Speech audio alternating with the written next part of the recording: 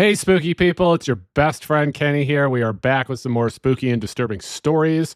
Today we are doing tier 3 of the ultimate paranormal iceberg by Reddit user Man of Nope. Thanks, Man of Nope. Also, thanks for the shout out in the Reddit thread on r/iceberg charts. I appreciate it. All right, let's get to it. The idea behind an iceberg chart is the deeper and deeper you go into the chart, the more obscure, the more disturbing the stories of the entries get. This is the third tier of the iceberg chart, the ultimate paranormal iceberg chart. The Island of the Dolls is a small artificial island located just south of Mexico City.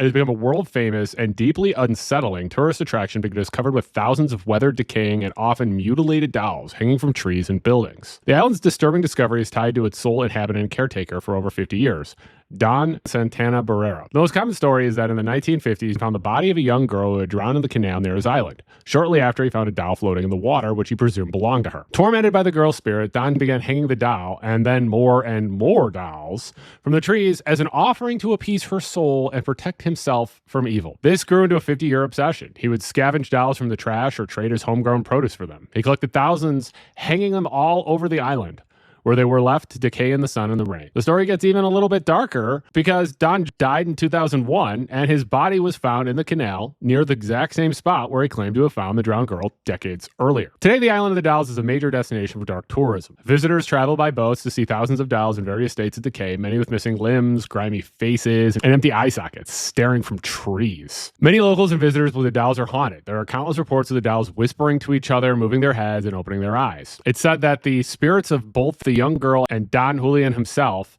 still haunt the island. Visitors often bring their own dolls to add to the eerie collection, continuing Don Julian's tradition. In 2022, Guinness Book of World Records officially recognized it as holding the largest collection of haunted dolls. I don't know. Not a big fan of haunted dolls. Certainly not a huge fan of an island full of them. I could see how that would be very creepy. Letta the Gypsy doll. Unlike most haunted dolls, which are often made out of porcelain or mass-produced, Letta is a life-size, 200-year-old wooden marionette-style doll. He has a very distinctive, unsettling appearance with a carved wooden face, real human hair, and glass eyes. Kind of reminds me of the movie Longlegs. The doll story begins in 1972 with a man named Kerry Walton. Walton claims he found the doll while exploring under the floorboards of a long-abandoned, supposedly haunted farmhouse in Wagga Wagga, Australia. It's a fun one to say. As Walton and his brother drove away with the doll in a bag, he joked that the bumps in the roads made it look like the doll was struggling and yelling, "Letta me out!" and the name stuck. Walton, who still owns the doll today, sought answers about its origins. Experts who examined the doll, reportedly at the Australian Museum in Sydney, concluded it was approximately 200 years old. It was believed to have been crafted by Eastern European gypsies for a specific purpose. According to psychics and mediums who have read the doll, Letta is not considered evil. He is supposedly inhabited by the spirit of a young boy who drowned many years ago. The doll was allegedly created by the boy's grieving father to house his son's soul. Letta is associated with a wide range of paranormal claims. People, including Walton's own children when they were young, have claimed to see the doll move on its own, change its position. One of the most common claims is that it rains almost every time Kerry Walton takes the doll outside to an event. Walton has tried to sell the doll twice. In one instance, he physically felt unable to hand it over, as if an unseen force was stopping him. In another, the man who bought it returned it within hours, claiming it was terrorizing him from the backseat of the car. Today, Kerry Walton and Letta are minor celebrities in the paranormal world, appearing at conventions and events where people can see the doll and its collection of other haunted items for himself. Now, I think it's important to recognize that he has a lot of haunted items, so this might be the type of thing where this person is more predisposed to believe these items are haunted, and also, you know, he's got a business here of showing people haunted stuff. So you gotta take this with a grain of salt, like all these stories. The Anguished Man. The Anguished Man is a painting that has become one of the most famous haunted objects in the world, mostly through the internet. The artwork itself is a disturbing expressionist style portrait of a figure with hollowed out eyes and a screaming mouth, painted in thick strokes of red and brown.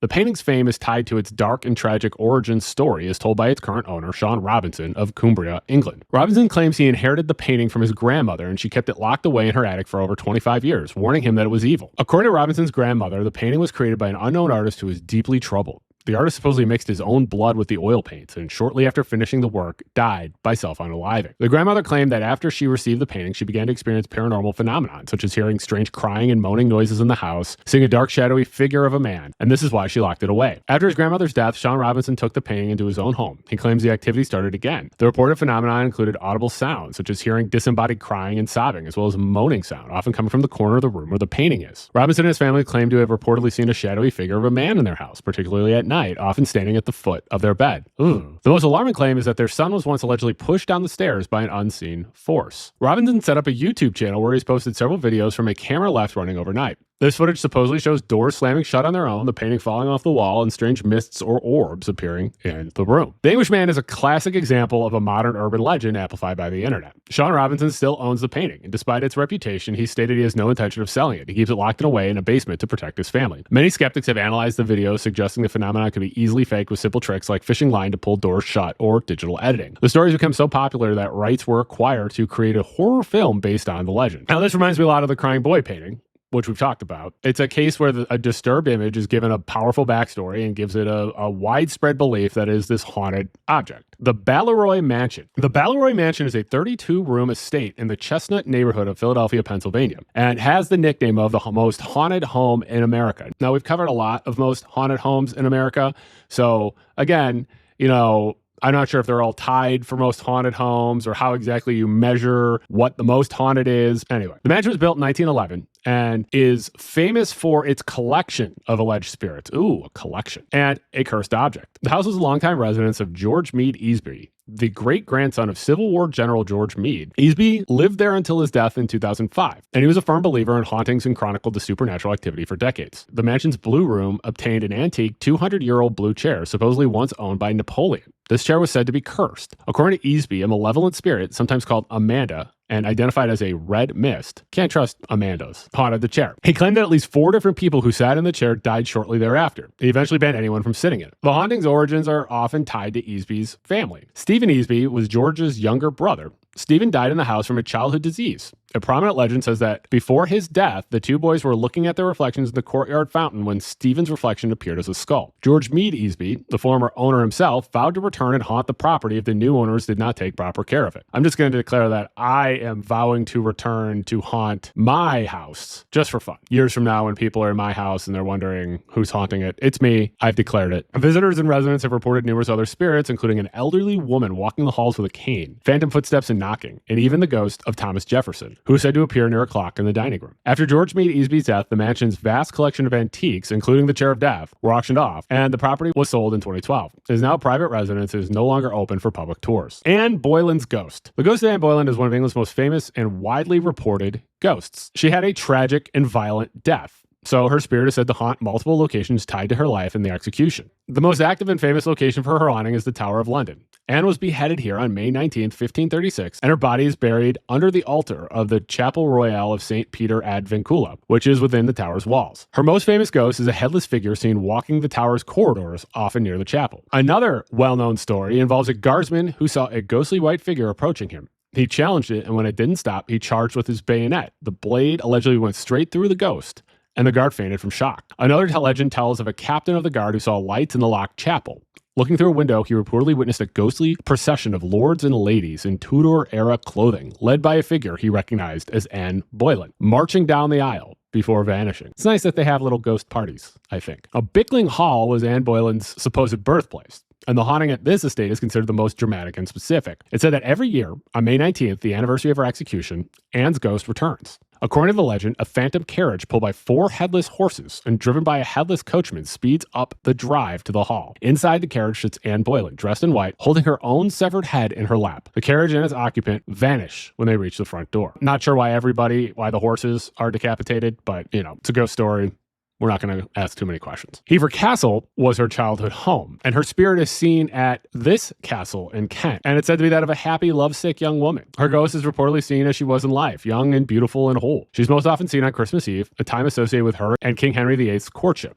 Her ghost is said to drift silently and happily across the castle's bridge over the river Eden. Anne also haunts Windsor Castle, where she lived as queen. Her ghost has been reported here, but in a state of distress. She's said to be seen as a headless figure running screaming down a castle corridor while clutching her head. I'm often seen running screaming down corridors while clutching my head in my office. So, Anna Baker's wedding dress. The story of Anna Baker's wedding dress is a classic American ghost story. The dress is the central artifact in the haunting of the Baker Mansion in Altoona, Pennsylvania. Anna Baker's story is a story of 19th century tragedy and forbidden love. Anna Baker, Elias's eldest daughter, fell deeply in love with a local, low-income steelworker. The two planned to marry, and Anna even bought or made her wedding dress for the occasion. When her father, who was a high society, class-conscious individual, learned of the relationship, he was furious. He forbade the marriage. Believing the man was far beneath his daughters, he used his wealth and influence to ruin the man and run him out of town. Unclear if he was tarred and feathered, but that was the era of tarring and feathering. Heartbroken and defiant, Anna vowed that if she could not marry the man she loved, she would not marry at all. She kept her vow, living as a recluse in the mansion and never marrying. She died an unmarried woman in 1914, her life defined by her lost love. After the mansion was turned into a museum, the wedding dress was put on display in a glass case in what was supposedly Anna's own bedroom. And this is where the paranormal activity is centered. The most common claim is the dress moves on its own inside its sealed glass case. Visitors and museum staff have reported seeing the dress sway gently, as if an unseen person is touching it, or even shaking it, as if Anna's spirit is in an agitated rage over her stolen future. The activity is said to be the most prominent during full moons. The hauntings are not limited to the dress. People also report seeing Anna's apparition in the house, often reflected in mirrors, and hearing unexplained footsteps and sad, disembodied music from a music box. Today, the original and now deteriorated dress is reportedly kept in storage for preservation. The dress that is often on display is a period-appropriate gown used to represent Anna's, but the legend and the reported hauntings in the room continue. Ötzi the Iceman. Ötzi the Iceman is the nickname for the remarkably well-preserved 5,300-year-old natural mummy of a man who lived during the Copper Age. He was discovered by two German hikers, Helmut and Erika Simon, on September 19, 1991, melting out of a glacier on the border between Austria and Italy. He is Europe's oldest known natural human mummy and has provided an unprecedented, detailed look into the Copper Age. Based on intensive scientific research, we have a pretty clear picture of who he was. He lived between 3350 and 3105 BC. He was approximately 45 years old when he died. He was about 5'3" and weighed about 110 pounds. He was not in that great of health. Studies have revealed that he had several ailments, including Lyme disease, arthritis, hardened arteries, and intestinal parasites. For a long time, it was believed that Ötzi froze to death in a blizzard while crossing the mountains. However, a 2001 X-ray revealed a more violent story. Ötzi was murdered. A flint arrowhead is lodged deep in his left shoulder, where it severed a major artery. He would have bled to death in a matter of minutes. He also had a significant defensive wound on his right hand, a deep cut between his thumb and forefinger, suggesting he was involved in hand-to-hand combat shortly before he was shot. His body was perfectly preserved by the ice and snow, freezing him in time just as he died. Ötzi's body and artifacts are currently on display in a special refrigerated chamber at the South Tyrol Museum of Archaeology in Bolzano, Italy. A major part of Ötzi's modern legend is the Curse of Ötzi, or the Iceman's Curse. It's believed that Ötzi's spirit is angry about being disturbed from his 5,300-year-old icy grave and has brought death and misfortune to those who found, recovered, or studied him. The legend has grown in the media as a string of deaths occurred over the years, all linked to people who had been closely involved with the Iceman. Some of the victims of the story are Dr. Rainer Henn, a forensic pathologist who was one of the first to examine the mummy. He died in a car crash on his way to a conference where he was scheduled to speak about Ötzi. Kurt Fritz was the mountaineer who led Dr. Henn to the body. He was killed in an avalanche. Rainer Holzel was an Australian journalist who filmed the body's recovery. He died from a brain tumor a few months after his documentary was released. Helmut Simon, the German hiker who originally discovered Ötzi in 1991, went hiking in the same mountain range 13 years later, was caught in a freak blizzard, fell 300 feet to his death, and was found frozen in a stream. Now, with all legends, people are skeptical of this curse, right? One of these is that hundreds of people, museum staff, scientists, photographers, documentary crews, had been involved with Ötzi's mummy and artifacts over the last 30 years. And the fact that some of them have died from some pretty common causes is not statistically unusual. So the curse is most likely a largely media-driven narrative. But you can go work on Ötzi and tell us how it works for you. James Dean's Porsche. This is one of the most famous cursed object legends in American history. The car is James Dean's Porsche 550 Spider, which he nicknamed the Little Bastard. The paranormal claims don't just involve the fatal crash, but the trail of death and misfortune that have followed the car's wreckage for years. The curses started before the fatal accident. Just 7 days before his death, James Dean met British actor Alex Guinness, who would later play Obi-Wan Kenobi, outside a restaurant. When Dean proudly showed Guinness the new car, Guinness was overcome with a powerful dark feeling. According to Guinness's own diary, he told Dean, "If you get in that car, you will be found dead in it by this time next week." This encounter took place on September 23rd, 1955. James Dean was killed in the car on September 30th, 1955. After Dean's death, the mangled wreck was purchased by George Barris, a famous Hollywood car customizer. As the car was being unloaded into Barris's garage, it slipped off its trailer and fell on a mechanic, breaking both his legs. Barris decided to sell the car off in pieces to other racers. The engine was sold to Dr. Troy McHenry. While racing in the 1956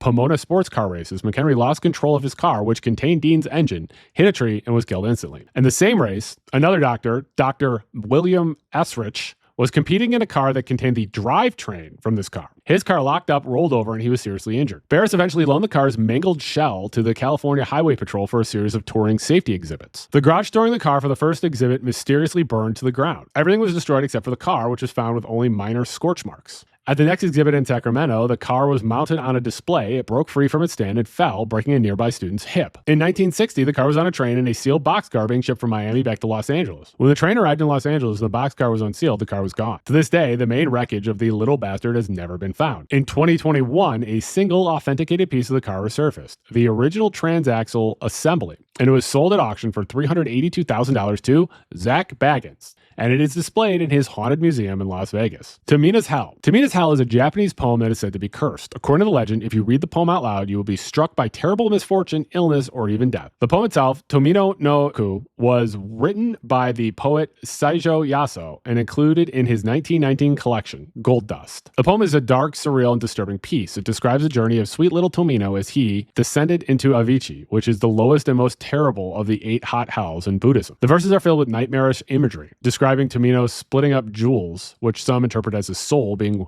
whipped by his sister and traveling alone through the spiraling chasms of the blackest hell. The poem was not widely known as cursed until decades later. The legend has been heavily popularized in 2004 by writer and film critic Oto Inuhiko in the book The Heart is Like a Rolling Stone. He wrote about the poem and stated, "If you by chance happen to read Tomino's Hell out loud, after you will suffer from a terrible fate which cannot be escaped." The warning launched the poem into internet infamy, turning it into a creepypasta and a classic piece of Japanese horror folklore. The specific claims of the curse are, if you read it silently, you're safe. If you read it aloud, the curse is activated. And the consequences are misfortunes that range from a sharp, debilitating headache and illness to serious accidents or even sudden, unexplainable death. Like many of these urban legends, the proof is always anecdotal. Stories circulate online about some university student who died after reading it for a radio show, or a director who died after his film was inspired by the poem. The reality is that the curse is almost certainly a modern legend. The poet Saijo Yaso lived a long and successful life, dying at age 78. Decades after he wrote and presumably read the poem aloud many times. Legend's power comes from the same place as other cursed media stories, like the Anguished Man painting or the Hans Resistum painting. It's a combination of a genuinely disturbing piece of art with a compelling, dark, and entirely shareable backstory. Eastern State Penitentiary. Eastern State Penitentiary in Philadelphia, Pennsylvania is widely considered one of the most haunted places in the world. It has a dark history of psychological torture and human suffering believed to be the primary source of the intense paranormal activity reported there. This prison operated from 1829 to 1971, and it was the birthplace of a revolutionary and brutal system of incarceration called the Pennsylvania system. Inmates were kept in solitary confinement 23 hours a day. When an inmate left their cell, a hood was placed over their head so they could never see another prisoner or guard, and guards wore cloth-covered shoes to muffle their footsteps. The system of forced silence and total isolation was intended to make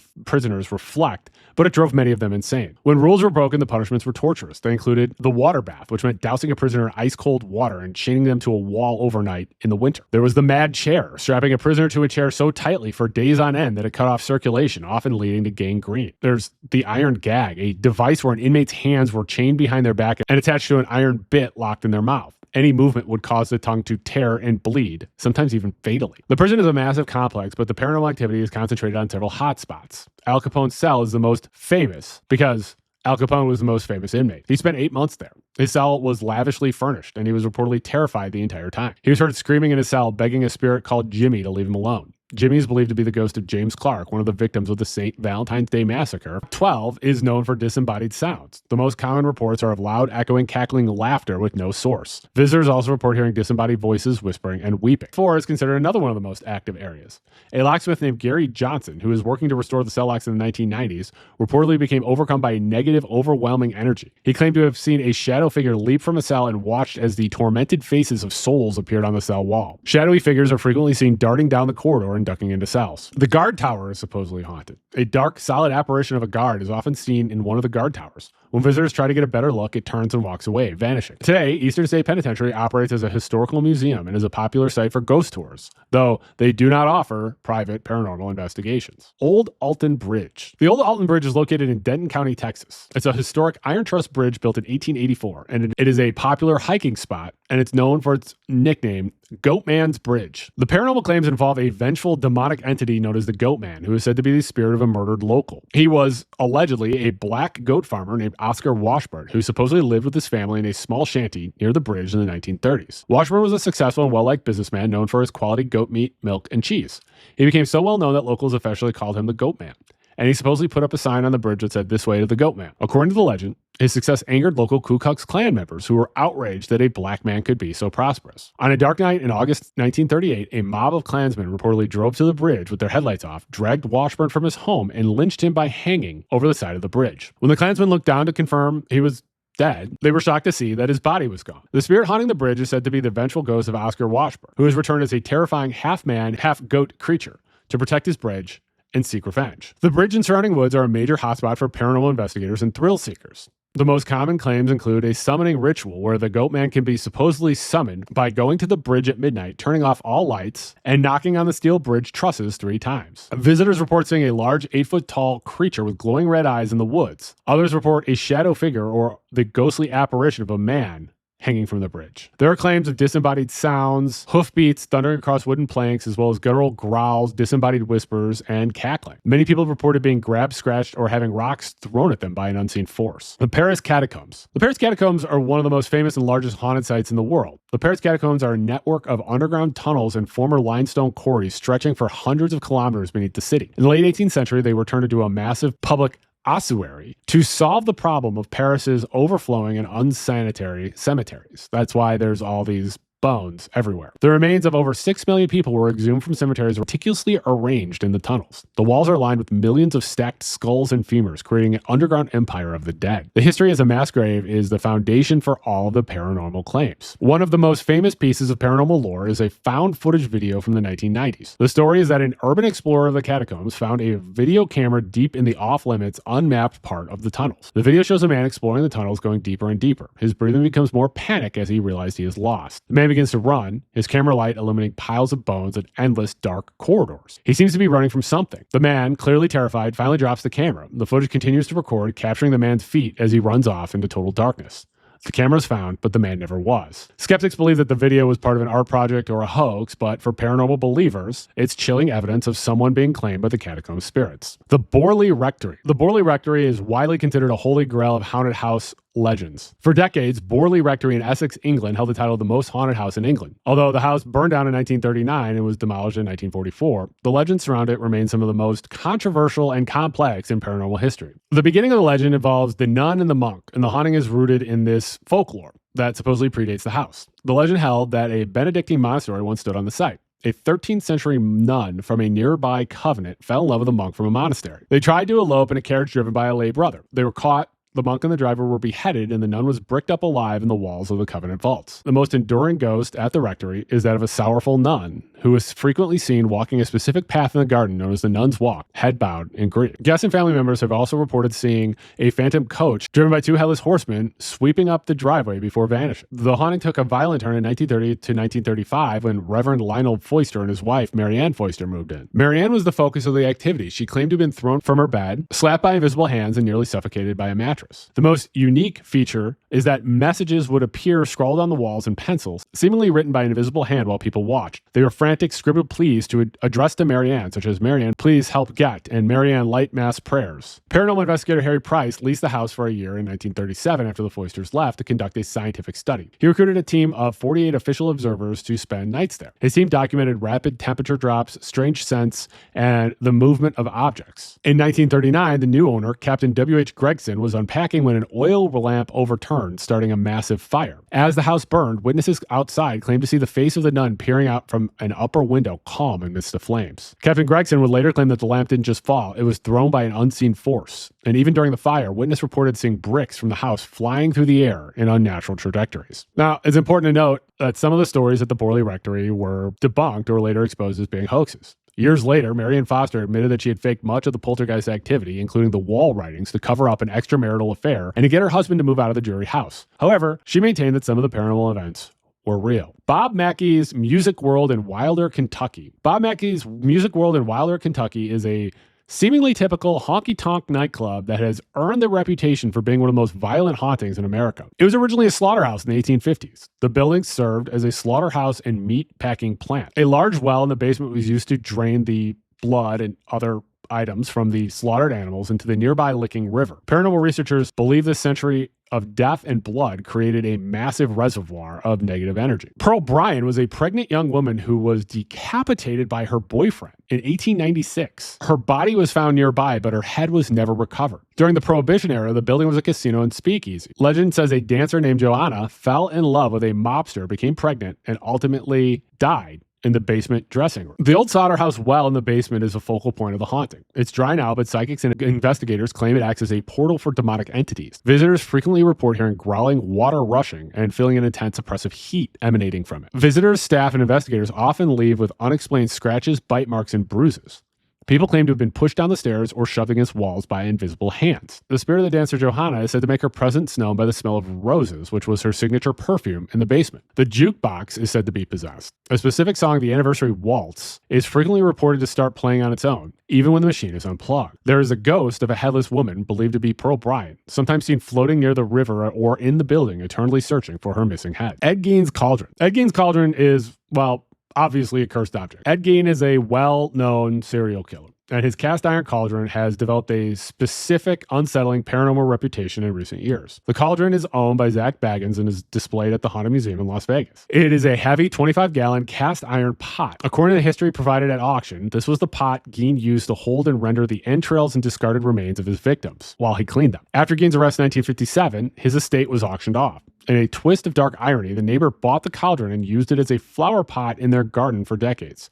It sat in a quiet Wisconsin garden filled with dirt and blooming flowers, while the neighbors reportedly suffered from a string of bad luck, which they reportedly blamed on the object. Since being acquired by Zach Bagans for his museum, the cauldron has become one of the most feared items in the collection. The paranormal activity associated with it is described as aggressive and physically affecting. The most famous claim involves a visitor who is sometimes identified as a nurse who attended a private tour. She mocked the object and touched it. Later, she reportedly felt violently ill and claimed to have been infected by a dark energy. She suffered from intense nightmares where she felt like she was being hunted. Many visitors to the Ed Gein room in the museum report immediate physical reactions when looking at the cauldron. Common claims include sudden migraines, dizziness, nausea, and a sensation of heaviness or suffocation, as if the air has been sucked out of the room. Psychics who have examined the object claim that Ed Gein's spirit is glued to it. They describe a pathetic, anxious, and confused energy, rather than a powerful demonic one, which matches Gein's real-life personality. Zach Bagans famously kept the cauldron under heavy glass because he believed it was too dangerous to be exposed. However, in late 2025, reports surfaced that he has removed the glass to allow for a fuller experience, warning visitors that touching it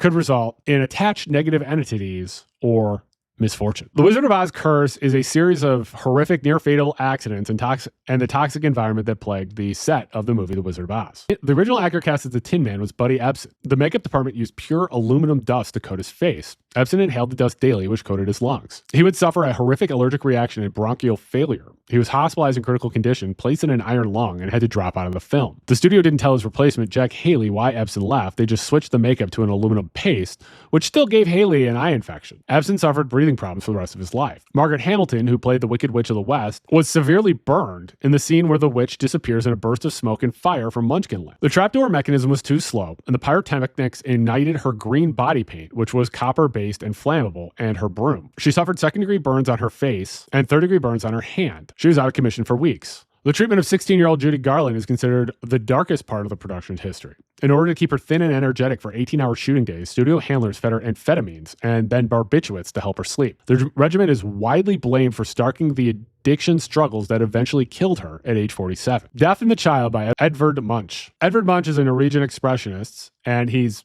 most famous for the painting The Scream. This painting is considered his most psychologically terrifying work. The painting is stark and nightmarish.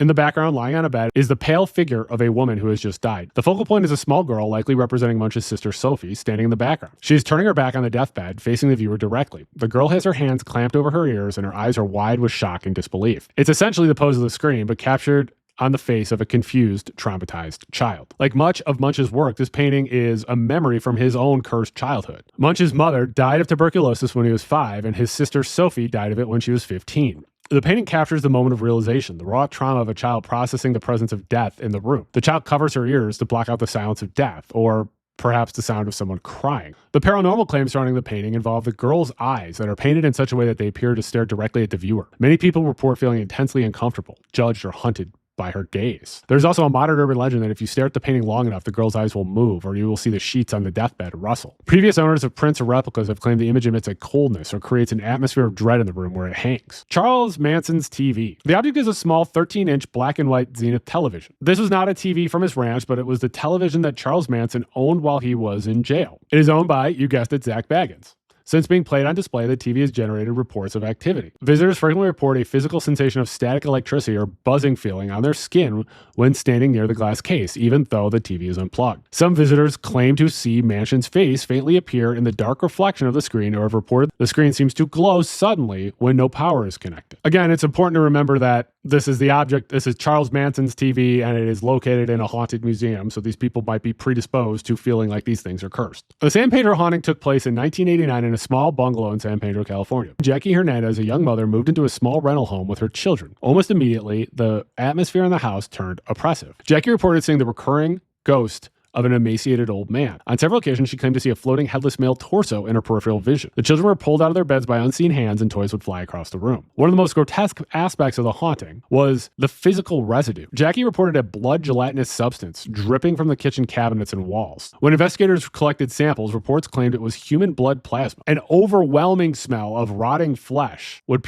also periodically fill the house. Jackie Hernandez eventually moved out of the house to escape the activity. However, the haunting reportedly followed her to a new residence for a short time before finally subsiding. The house in San Pedro still stands. While its new tenants have lived there, reports of activity have generally ceased, suggesting the haunting may have attached specifically to Jackie rather than just a location. Tower of London Ghosts. Tower of London is one of the most haunted locations in the United Kingdom. It has nearly 1,000 years of history as a palace, a fortress, and a prison, and its stone walls have witnessed countless executions, murders, and tortures. 12-year-old King Edward V, his 9-year-old brother Richard, Duke of York, were imprisoned in the tower by their uncle Richard III. They disappeared and were never seen again, presumed murdered. Witnesses reportedly see two small figures dressed in white nightgowns walking hand in hand before fading into the stonework. The Countess of Salisbury, or the Screaming Ghost, is one of the most gruesome and disturbing hauntings at the tower, which is supposedly reenacting a botched execution. Margaret Pole, who was 72 years old at the time, was executed in 1541. She allegedly refused to kneel at the block, claiming she was no traitor. When the executioner swung his axe, he reportedly missed her neck, hacking into her shoulder. She reportedly jumped up and ran, pursued by the executioner, who hacked at her until she died. On the anniversary of her death, witnesses claimed to see a spectral reenactment of the chase, a ghostly woman running and screaming while being pursued by a shadow figure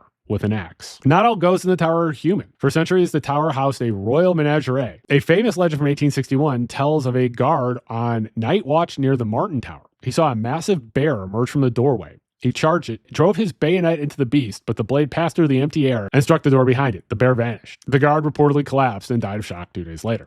Sir Walter Raleigh was imprisoned in the Bloody Tower for 13 years, and his ghost is said to be a civilized one. He's frequently seen walking along the ramparts of the wall, now known as Raleigh's Walk. Raleigh's presence is often announced by the distinct lingering smell of pipe tobacco. The Devil's Rocking Chair. The Devil's Rocking Chair is a typical cursed object story. It is linked to Ed and Lorraine Warren and the notorious Devil Made Me Do It murder case. The chair's reputation comes from the 1980 possession of a young boy named David Glatzel in Brookfield, Connecticut. David claimed that when he sat in the chair, he would see an old man with a white beard dressed in a flannel shirt and jeans. The entity, which the family called the Beast, would demand the boy's soul. The Glatzel family claimed the chair would rock violently on its own, even when empty. They also reported seeing the chair levitate and vanish, only to appear in different rooms. The activity became so violent that the family called in Ed and Lorraine Warren.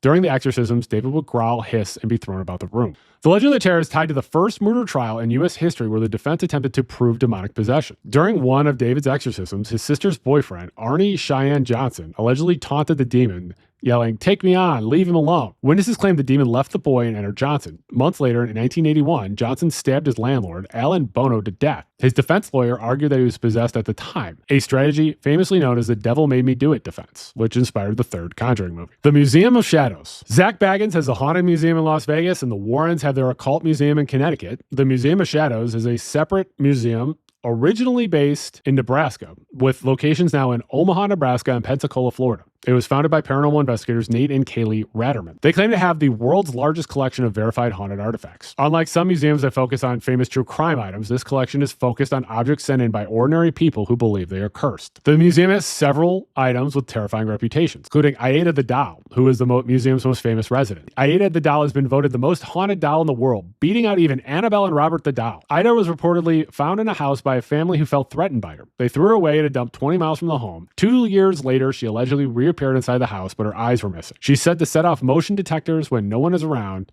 and has been seen moving on camera. There's also Claire the doll. Claire is considered the most aggressive haunted doll. She was discovered in the crawl space of a home in New Orleans. Claire is famous for audio evidence. The museum claims to have captured electronic voice phenomenon of a demonic, non-human voice growling coming directly from the doll. Visitors also report frequently feeling scratched or having their hair pulled when standing near the case. This museum features a unique test known as the Sit Challenge. Visitors pay an extra fee to be locked in a pitch black room, often the basement, filled with the museum's most active and demonic objects. You must sit in total darkness for 10 minutes. Most people tap out early due to overwhelming nausea, the sensation of being touched, or seeing shadowy figures move in the dark. And that is Tier 3 of Man of Nope Ultimate Paranormal Iceberg Chart. Make sure that you're subscribed to this channel. Make sure that you like and share this video.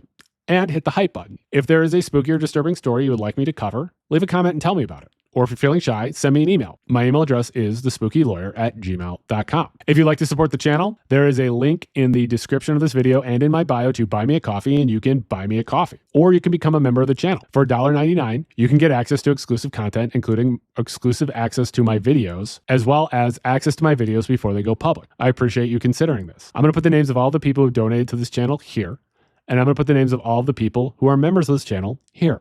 Thank you all very much. You also support me by continuing to watch, share, and like my videos. And I really do appreciate that you watch my videos. I appreciate your support. And please stay spooky.